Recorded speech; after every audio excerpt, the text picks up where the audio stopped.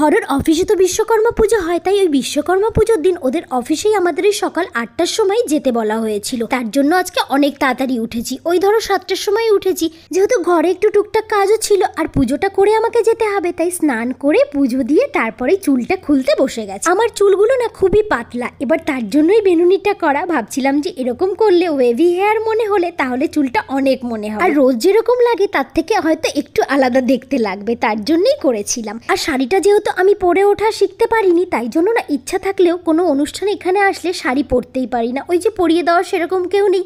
এখানেই একজনকে বলে রেখেছিলাম পরিয়ে দেওয়ার জন্য, কিন্তু এত সকালবেলা না আর ইচ্ছা করছিল না লোকের ঘরে যেতে, তাই জন্য আর যাইনি। হরকে বললাম একটু হেল্প করে দিতে, ও আমাকে অনেকটাই হেল্প করে দিয়েছে, যার জন্য আমি পরে উঠতেও পেরেছি। আর রোজ রোজ কার কাছেই বা যাবো বলো তো, আমার তো শেখাটা দরকার, সময় অসময় আমাকেও পড়তে হবে, তাই কারোর ভরসায় না থেকে নিজে নিজেই পরে ফেললাম। আর আমি এরকম কোথাও গেলে না কোনো মেকআপ করি না, শুধু এই সানস্ক্রিন আর ময়শ্চারাইজারটাই লাগিয়েছি, আর জুয়েলারি যা যা পরার সেগুলো একটু পরে নিয়েছি। আর ওর অফিসটা তো পাশেই, দূরে না, তার জন্য হেঁটে হেঁটেই চলে এলাম। স্কুটিটা তো কালকেই অফিসে দিয়ে এসছে ওখানে ধুতে, যেহেতু আজকে ওখানেই পুজো হবে। গিয়ে দেখলাম ঠাকুর তো চলে এসছে, আর ঠাকুরের মুখটা তো এখনো খোলা হয়নি, আর সুমিও চলে এসছে। তো আমরা ওখানে বসে অনেকটা টাইম গল্প করলাম, তারপর আমি আর সুমি ফলগুলো আর প্রসাদগুলো একটু গুছিয়ে দিলাম। আর সত্যি বলতে আমি কিন্তু সেরকম নিয়ম কানুন কোনো কিছুই জানি না পুজোর, কারণ ওই বাড়িতে দিদি আর মা সব করতো, আর এই বাড়িতে মা আর প্রিয়া সব করে, তার জন্যই আমাকেও সেভাবে আর শিখে ওঠা হয়। যাই হোক, ওখানে যে দাদারা ছিল আর সুমি ছিল, ও অনেক কিছু জানে, ওরা বলে দিচ্ছিল, আমি সেভাবেই করছিলাম।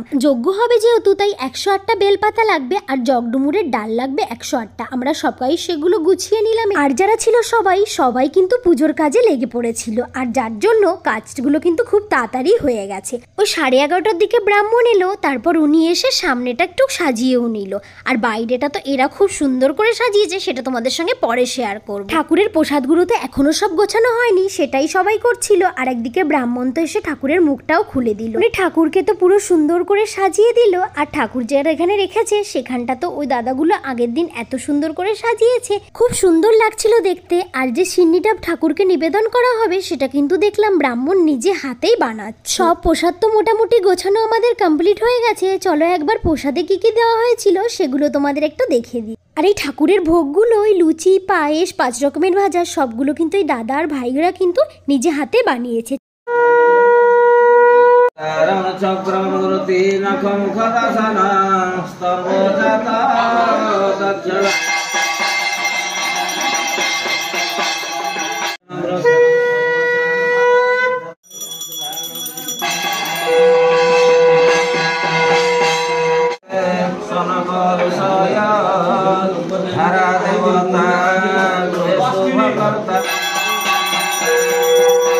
পুজোটা হয়ে যাওয়ার পর আমরা তো পুষ্পাঞ্জলি দিলাম, তারপর ঠাকুর মশাই আমাদের হাতে সুতোটা পরিয়ে দিয়ে যজ্ঞটা শুরু করে দিল।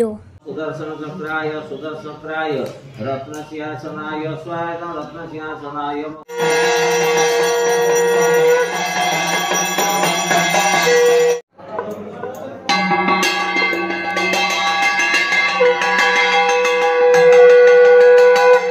পুজো হয়ে গেলে আমরা সবাই গেলাম বাইরে, কারণ বাইরেই সব বাইকগুলো ছিল আর গাড়িগুলো ছিল, সেখানে ঠাকুর মশাই ভালো করে পুজোও দিয়ে দিল। আমাদের স্কুটিটা তো বাইরে ছিল পুজোর পরে, তাই আমি সেখানে একটা লাল সুতো আর একটা কি দিল সেটাই বেঁধে দিলাম। পুজো শেষ হতে হতে প্রায় 2টো মতো বেজে গেছিল, তারপর তো সবাই মিলে আমরা খেতে গেলাম, আর যারা ছিল ওখানে সবাই কিন্তু প্রসাদটাকে দিয়ে দিচ্ছিল। আর আমাকে তো এত কিছু দিয়ে দিয়েছে, কোনো মতেই তো আমি এত কিছু খেতেই পারবো না। খাওয়া তো শুরু করেছি, অল্প একটু খাওয়ার পরে না মনে হচ্ছে পেটটা ভরে গেছে, আর খেতে পারবোই না। এবার আমার পাশে তো হরও ছিল, আমি ওকে দিয়ে দিয়েছি, কারণ এত কিছু আর কে খাওয়া যায়। আর ও বলছিল আমি এইটাই ফার্স্ট, এটাই লাস্ট, আর তোমার সঙ্গে আমি কোনোদিনও খেতে বসবো না কোথাও, কারণ ও নিজে আর খেতেই পারছিল না, এতটা খাবার ওকে খেতে হয়েছে। তা খেয়ে আমরা তারপর রুমে চলে এলাম, আর এতটা শরীর টায়ার্ড ছিল এসেই কিন্তু শুয়ে পড়েছি। ঘুম তো সেভাবে হয়নি, ওই একটু শুয়েছিলাম। তারপর যখন উঠলাম সন্ধ্যাবেলা, সন্ধ্যাটা দিয়ে আমরা আবার রেডি হয়ে বেরিয়ে পড়লাম, কারণ ওদের অফিসেই রাত্রেবেলা আমাদের ইনভাইট করেছিল, ওখানে ওখানেই খেতে হবে।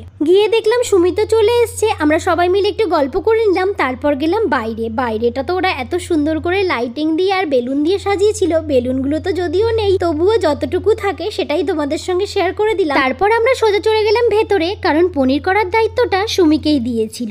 ও তো পনিরটা রান্না করছিল আর আমি একা একা কি করবো, যেহেতু এখানে আর কোনো মেয়ে নেই, তাই ওর পাশেই কিন্তু আমি দাঁড়িয়ে দাঁড়িয়ে ওর সঙ্গে গল্প করছিলাম। তারপর তো চা খেলাম আর গল্প করছিলাম একটু সবার সঙ্গে। রান্না হতে হতে তো 10টা বেজে গেছিল। আর আজকে ছিল ফ্রাইড রাইস, আলুর দম, পনির আর ছিল বেগুনি।